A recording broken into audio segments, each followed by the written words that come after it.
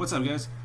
So, real quick, before I go into my predictions for this upcoming UFC fight on Saturday, Anders versus Santos, just a quick review of the previous event of in Russia, Hunt versus Oleinik. I didn't make a video about it because I just didn't feel like it, to be honest. I was pissed off the way Hunt lost, and I thought the judging was horrible, very biased towards the Russian fighters. So I'm just gonna cover real quick my two losses.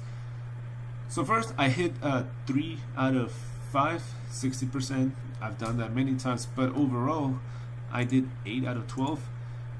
You see right here, 8 out of 12. So I missed, out of the fights that I covered, I missed Hunt, Arlovsky, and then on the other ones that I didn't cover, I missed Kinchenko and Yandiev. But 8 out of 12, so overall pretty good. So the one with Hunt, if you watch the fight, Hunt was destroying Oleinik. He was landing leg kicks. He was about to break that guy's leg. He was landing punches, and I was like, yeah, this is about to end the way that I predicted it. But Oleinik was not able to take Hunt down the couple of times he tried. It was actually, he landed 2 nice shots on Hunt that dropped him both times. And while he was trying to clear his head and got up, that's when Oleinik took him down. Once he was down, he submitted him immediately. That was bullshit. I mean, if those guys were to fight again next week, I would go for Hunt again. Like, if you watch the fight, I don't see why you wouldn't agree with that. And then the one with Arlovsky and Abdurakimov or something like that. I thought that as long as Abdurakimov didn't land the clean one-punch blow, Arlovsky would beat him into a decision. But no. Abdurakimov, I think the takedowns are what gave him the victory. And yeah, it was a boring fight, but Arlovsky, yeah, his chin held up, but it was extremely, like, for example, the fight with Thiago Alves and Kinchenko, I thought Thiago Alves won. I gave him round 1 and round 2. I gave round 3 to Kinchenko, but all 3 judges called it unanimous, which is crazy.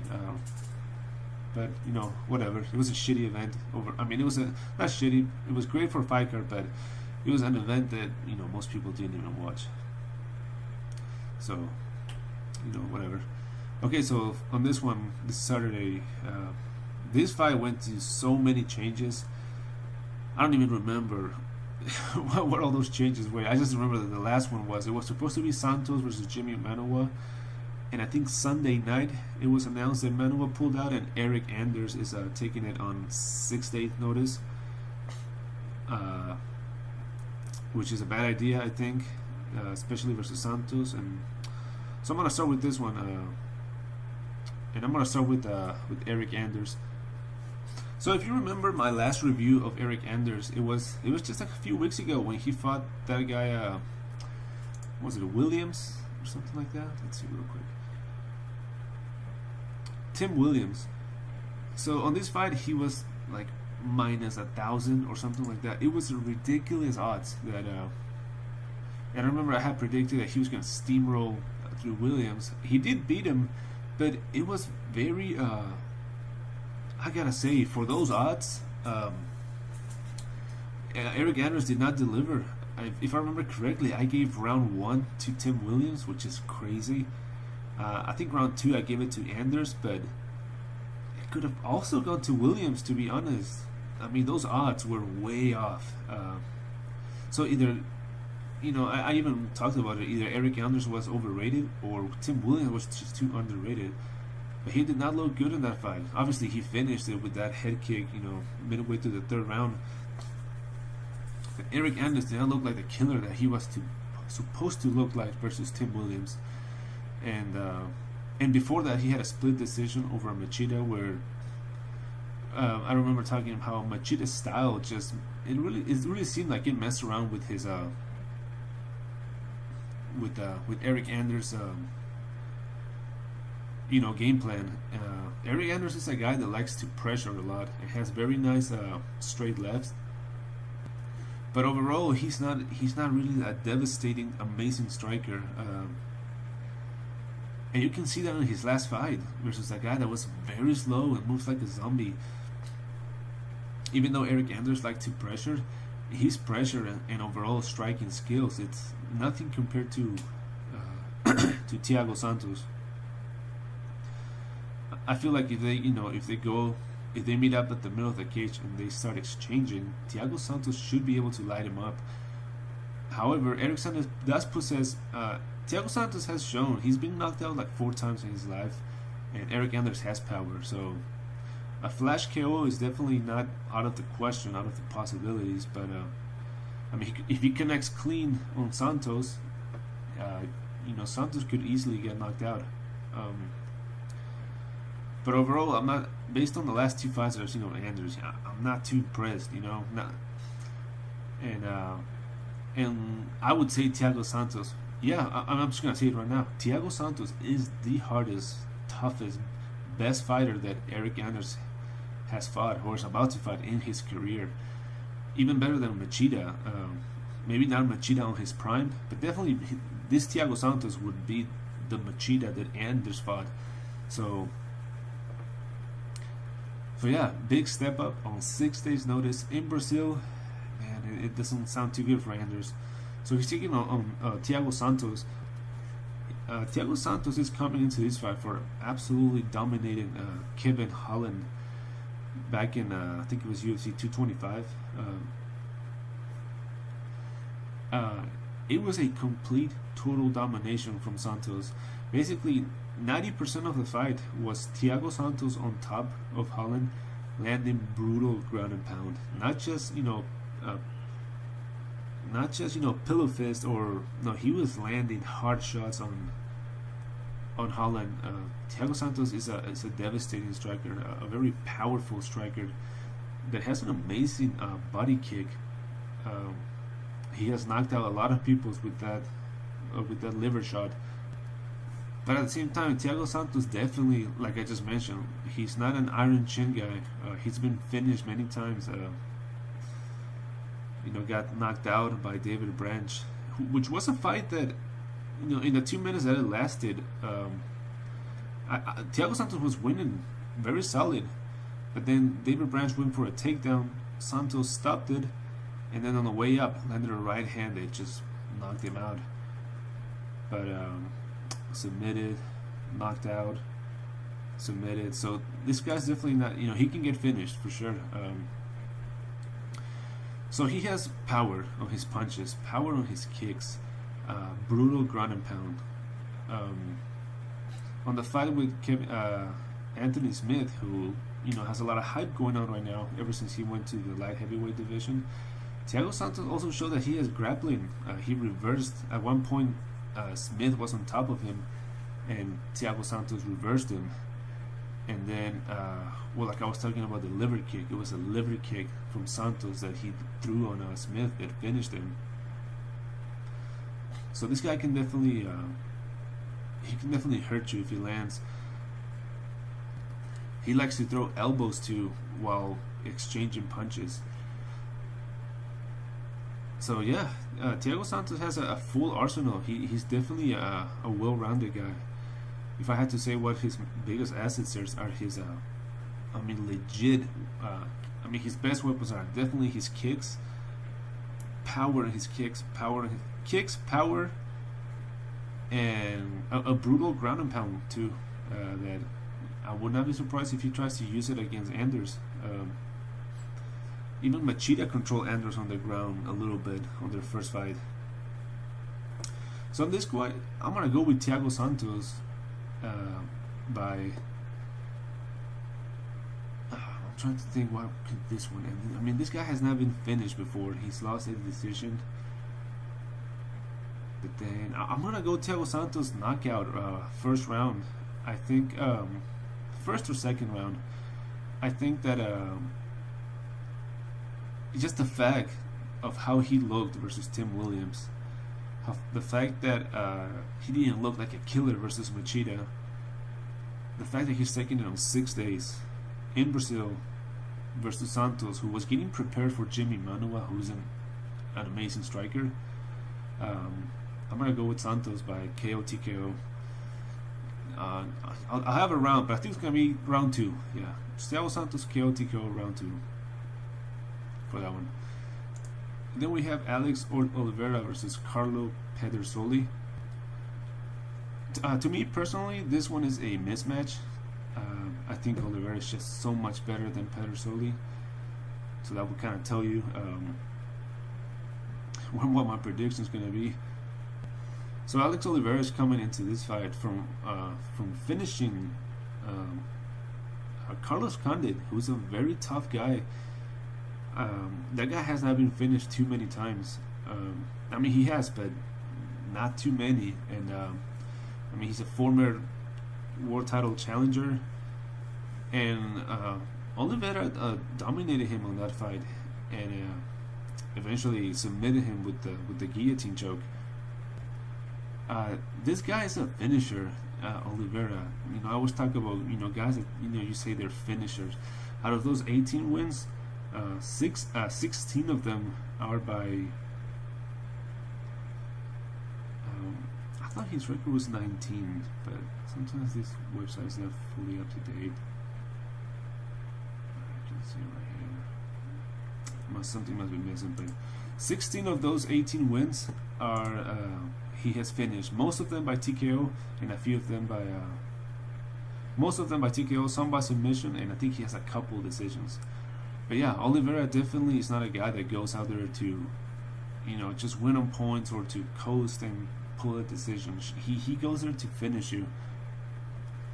So on his last fight with Condit, so Oliveira on that first round, he dominated 4 minutes of that first round on the stand-up, and then on the last minute, Carlos Condit reversed him, had him on a rear naked choke, and he was almost close to getting finished, getting submitted by Condit for sure. But I mean, Condit is no slouch on the ground, so had that been the case, you know, no shame on that. And then second round they start striking. At one point they clinch, and Oliveira opened him up, busted his face up with an elbow, pretty nasty. I mean, blood was just gushing out of it. In this whole moment, it looks like Carlos got rocked, goes for the takedown, and that's when he gets caught in that guillotine choke, and Oliveira submitted him. But really, other than that 1 minute on the first round, Oliveira controlled the fight, basically the entire fight, and eventually got the submission. Overall, Oliveira is a very good striker with power in his hands, very good submissions. Every now and then, though, he'll get wild and throw, you know, loopy haymakers, which is what happened on his fight with Yancy Medeiros, which was fight of the night. It was a sick fight, just back and forth. Both of these guys were just throwing. I mean, Oliveira was really 1 or 2 punches from knocking Medeiros out, but eventually Medeiros is the one that caught him.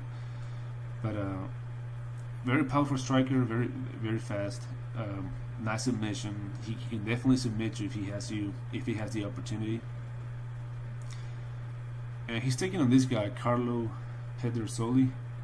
This is Carlo Pedersoli's second fight in the UFC. He made his UFC debut just I think back in May versus this guy, Brad Scott. Yeah, Bradley Scott. Where I gotta say, man, there was nothing special about Pedersoli as far as his stand-up. He was very slow. He would throw combinations for sure. You know, he would mix the punches and the kicks, but nothing explosive, nothing fast, nothing too explosive. He would even add unorthodox kicks to it, but also they were very slow. They're like, how to put this? Like, Carlos Condit would shit on this guy. I'm not saying MMA math. I'm just throwing it as a reference.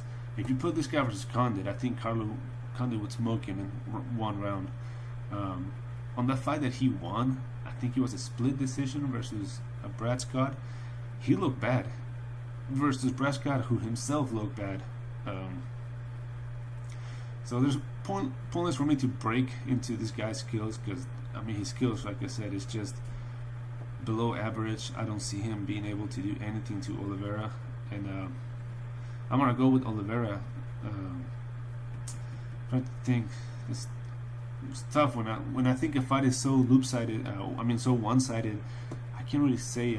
I feel like Oliveira could win by anything, and just based on his record, I'm gonna say KO TKO round one for Alex Oliveira on this one. I think he will outstrike Pedersoli and just give him a striking clinic, eventually land a clean shot and put him away. So Oliveira, KO TKO round one. Then we have Sam Alvey versus the legend Antonio Rogerio Nogueira, who's coming into this fight from almost a 2-year layoff. So just quick, Antonio Rogerio Nogueira and his brothers Antonio Rodrigo Nogueira they're both legends of the sport, legends in Brazil. They were always known back in the days for having, brutal iron chins and then 6 jiu-jitsu. But Rogerio was also always known for having a boxing pedigree. He has competed in professional boxing in South America, so he has definitely good hands. I would say his hands are quicker than Sam Alvey's. Overall, quicker and better, and definitely a more technical striker because of that boxing. I would say Sam Alvey packs a more legit one-punch knockout power. I would say that goes for Alvey. But overall, everything else, when it comes to really everything else, I would say Nogueira is better. So here's a few things for this particular fight. Just because Nogueira is 40, 42. So Nogueira is 40, and he's been off for 2 years. So I'm going to focus specifically on his last fight versus Ryan Bader. There's no point, this guy's already passed. I always talk about age. So this is the thing about this fight, and everything I say you can verify yourself.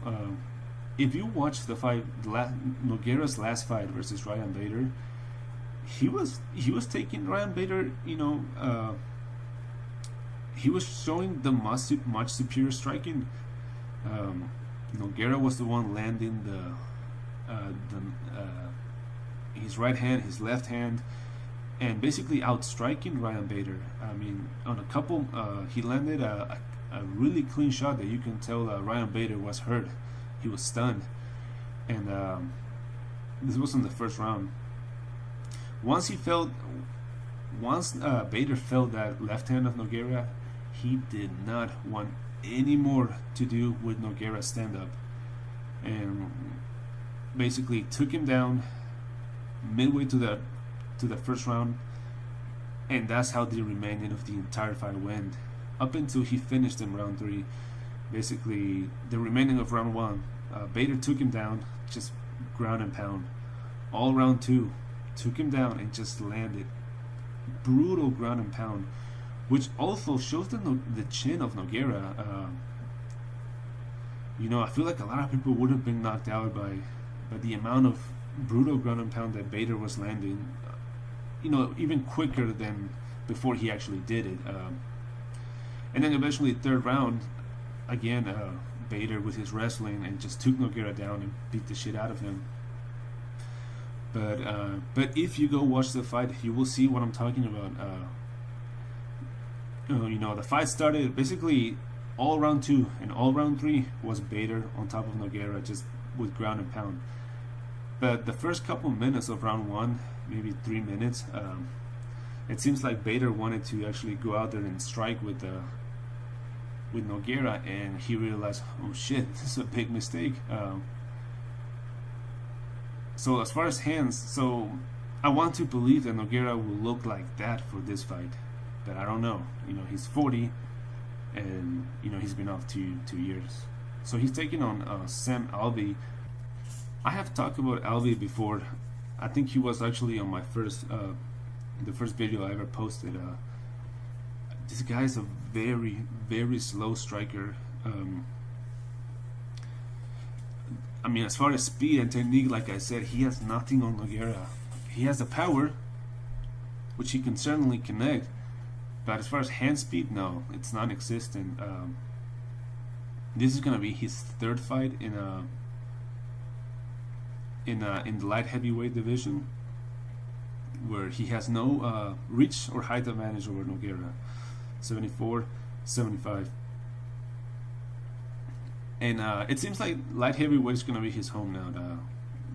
It seems like he's performing better at light heavyweight, but I mean, based on his last fight versus Vellante, that who himself is pretty slow, and it went to a split decision.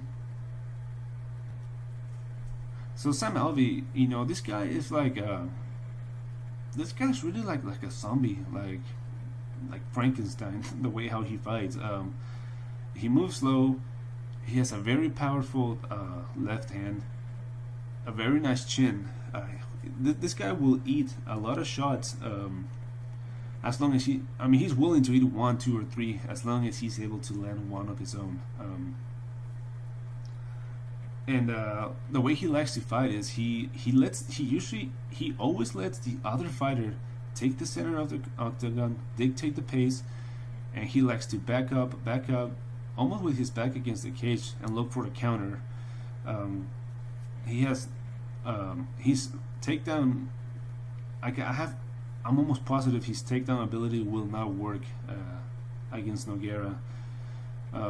I mean, Ryan Bader is a Division I collegiate wrestling, so tell me, I don't think he will.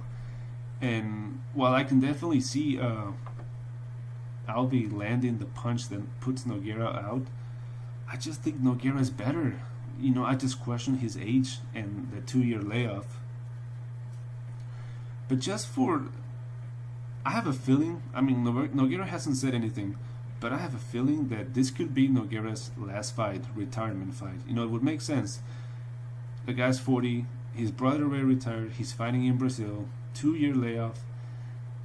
I mean, there's no way this guy, I just don't think he's hoping to ever, go for the title or anything. Here's the thing on this one. I think that if Nogueira fights the same way he was fighting versus Ryan Bader before he got taken down, and he shows that same skill, that same speed on his hands and technique, I think Nogueira's gonna win this fight, and I think he's very super motivated for it, and I'm gonna go with that. I think Nogueira will outstrike Sam Alvey and keep his chin tucked so that Alvey doesn't connect anything clean. And I think it's going to be a solid decision for Nogueira. Another fight where there's definitely the possibility of a flash KO by Alvey, but I think Nogueira is going to outstrike him and pull a solid, clean decision. So I have Nogueira by decision on this one. So then we go to Renan Barao and Ewell. So I've been wanting to talk about Renan Barao for a while. If I had to pick one fighter that went from being on top of everyone else, as far as being the next big thing, the monster, just a killer, to a complete bum or borderline bum, that I think Renan Barao takes the cake as far as that prize. Anthony Pettis kind of went through that same thing. Jake Ellenberger, in a way, but no, nowhere near. I think Renan Barao is the guy that. So this guy was. It's crazy to believe that back in 2014, this guy was the bantamweight champion. Not only that, but everybody was like, who is able to beat this guy? Like, he wasn't only the bantamweight champion, but he was also, I think, top 5 pound for pound. They were talking about how him and Aldo, how that would go and all that stuff. And literally, I don't believe when people say, "Oh, so and so took," he took his soul or whatever. But on this particular case with Barao, I do agree. I think TJ Dillashaw took this guy's soul and everything and just destroyed it. Renan Barao was never the same after the first fight with TJ Dillashaw. A lot of people say that it was just a coincidence because it's around the same time USADA came into the UFC. But that, I don't know, I can't remember exactly when USADA came into the UFC. But that beating that TJ gave Barao was, it's something that probably haunts him in his nightmares. So in his last fight versus Kelleher, to be honest, Barao seemed like somewhat kind of like the old Barao. I mean, you could tell that he was a lot sharper than Kelleher on as far as striking. He had a lot of speed going on for him, and solid technical striking with the speed. And however, I think his biggest thing is I think his chin was broken by TJ, and of course never recovered. And I think he's a guy that gets tired very quick. Renan Barao in his last fight versus Kelleher was already gassed midway through that second round. Something that he still possesses though is his ridiculous takedown defense. Because even TJ struggled to take him down, and basically everyone he's fought has not been able to take Barao down, and when they do, he gets back immediately. So that's something that he still possesses. He still possesses a sharp striking, but it seems like if he gets tagged, he kind of, he gets wobbled very easily and gets tired pretty quick too. He's taking on Ewell that it was one of those situations where I had a hard time finding footage for him. I was able to find a couple fights on YouTube and a few highlights, and it's the same situation that we had last week with, if you listen to my breakdown for last week's event versus when I was talking about Kunchenko versus Thiago Alves. So Kunchenko was 18-0 coming into this fight, had beat everyone pretty easily, but he did not look like a killer versus Alves. Like I said, I think Alves got robbed. I thought he won round 1 and 2, but so it's interesting. I don't recognize any of the opponents from Ewell, however you pronounce that, and he looks very good against them. I mean, he does have 4 losses, but it has a lot of size advantage over Barao. But it's just one of those things. Would any of those guys, any of the 13 guys, the 17 guys that he fought, how would they do in the UFC? Would they get destroyed by Barao? That is the big question into this one. And it's hard to say, Like I said, the Kunchenko example was a clear one. And I honestly believe it's the same situation. I think if you watch footage from this guy, he looks really good.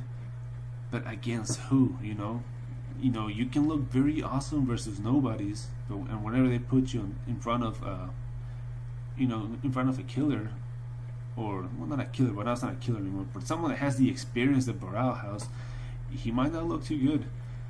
And that's what I'm thinking on this fight.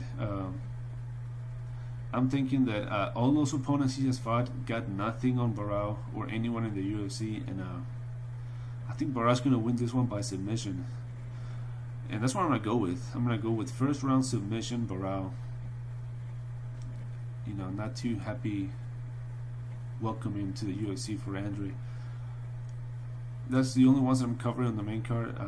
I'm doing 6 today, by the way. So I still got Oliveira, Giagos, and I'm also doing Leites, Lombard. So Charles Oliveira is coming into this fight from a victory over Clay Guida on it was first round submission. First round submission versus Guida on a fight that I remember covering it on I think it was UFC 225. It was a fight that I thought he was going to lose, and not because I think Guida's just that much better fighter, but it was because Oliveira was taking the fight on 1 week notice. And this is a guy that has shown in the past that he can get overwhelmed when you put a lot of pressure and even get tired. So I thought that the way I thought it was going to go was I thought Oliveira, I thought Guida was going to survive the first round, attack and pressure of Oliveira. Then Oliveira was going to gas, and then Guida was just going to take over and basically dominate him. But it wasn't like that. Man, Charles, he has really awesome striking. Super technical, super fast, very sharp. This guy doesn't throw, wild haymakers. They don't pack a lot of power behind them, but also not pillow hands either.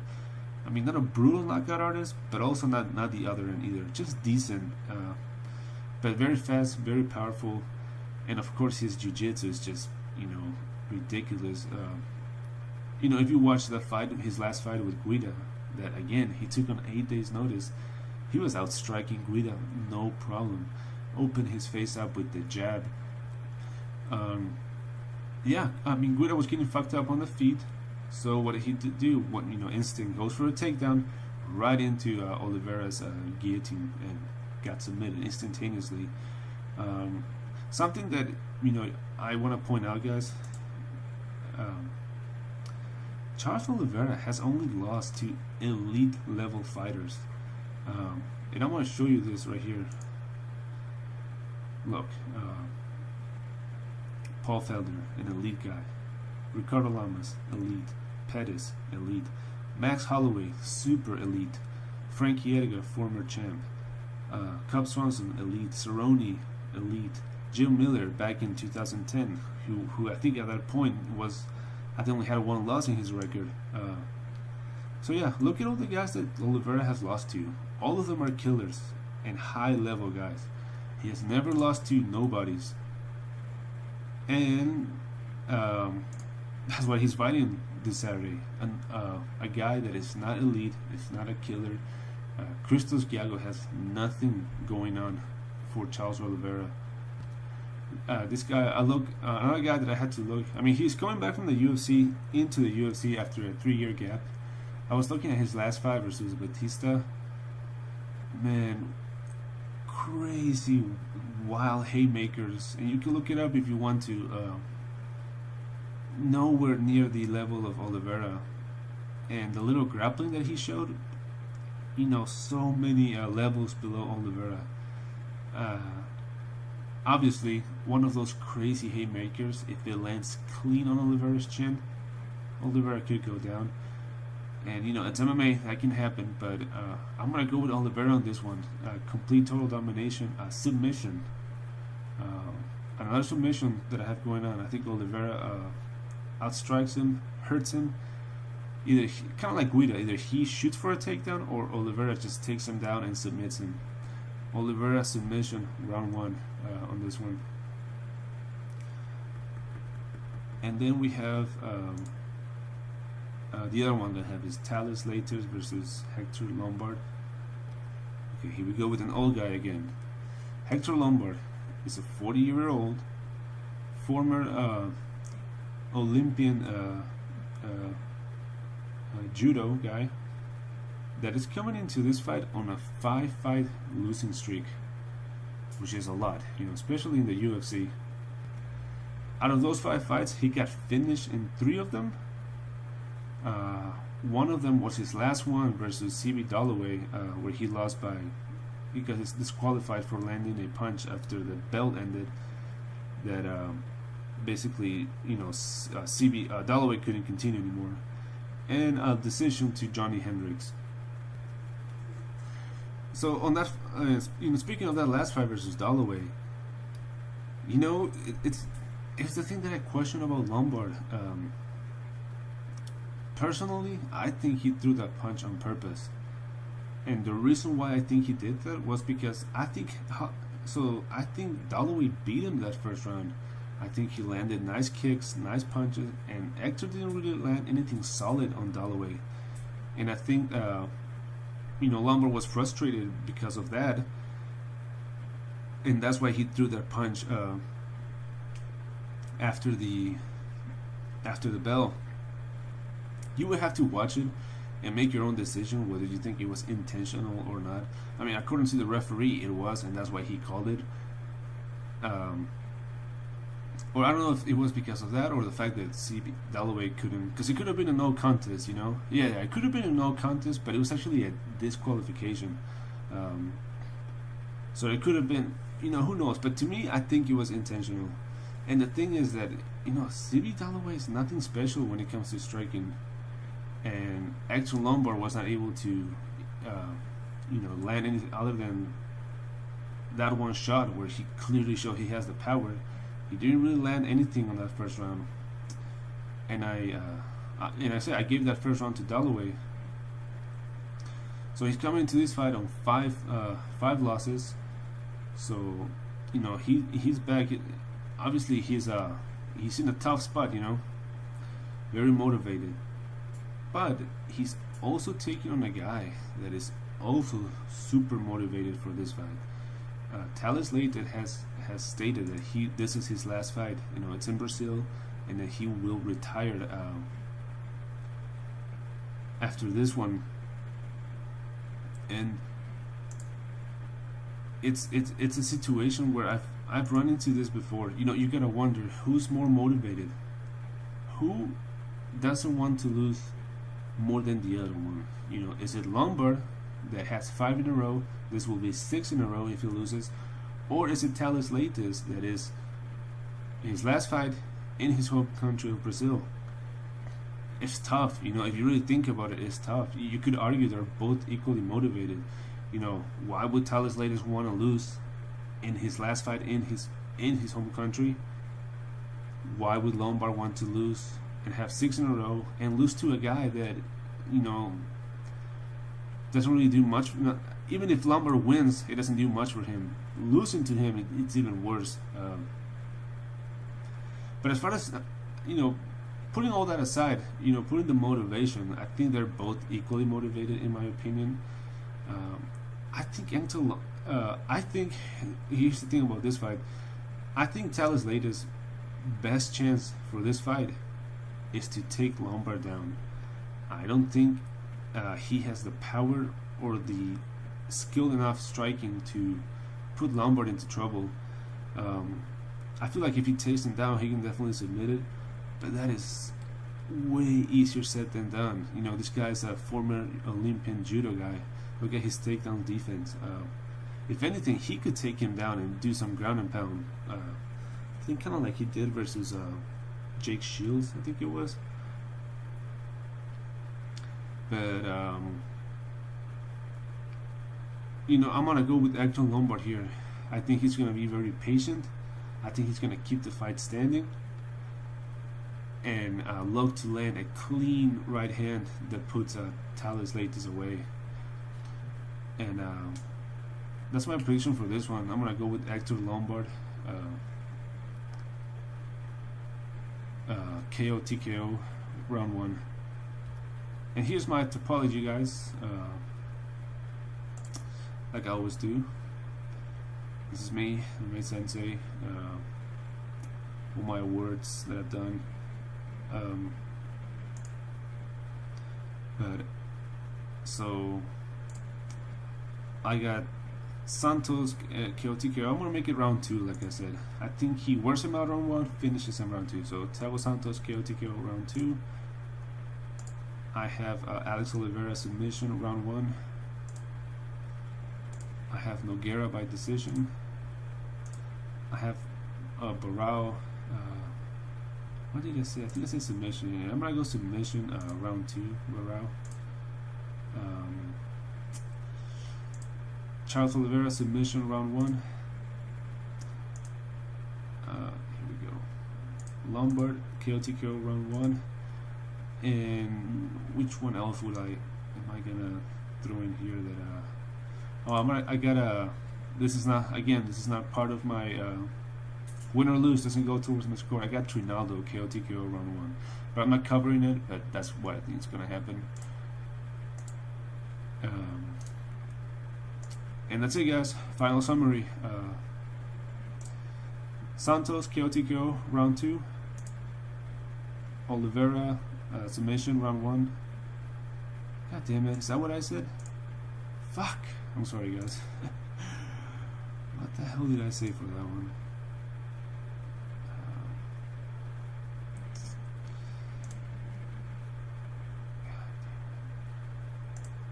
Yeah.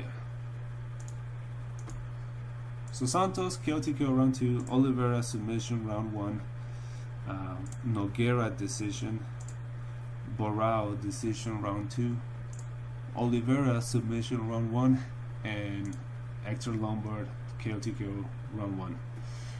Alright guys, so let's do it. Let's enjoy the fights. You'll have a good time.